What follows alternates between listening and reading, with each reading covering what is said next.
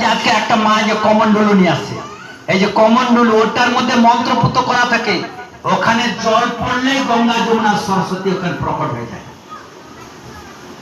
আর এই যে সন্ন্যাসীর এই দণ্ড, কায় মানে শরীর, মন আর বাক্য যে ভগবানের ভজন করবে, এটা ত্রিদণ্ড।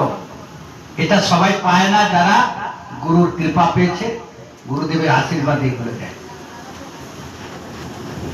সেই তো স্বয়ং ভগবান ছিল, ওরা পালন করার সে তো সবই জানে।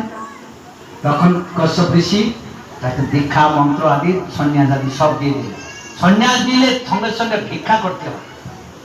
হাতে এই যে আমাদের গলায় যে বস্ত্রটা আছে না, এটা হলো গল বস্ত্র, মানে এই যে আমাদের ভিক্ষার ঝুলি, এটা আমরা ধরে ভিক্ষা করতে যাবো। অনেক বড় ঝোলা লাগবে না, এটার মধ্যে 3-4 মুঠি যা হবে ওইটা নিয়ে এসে গুরু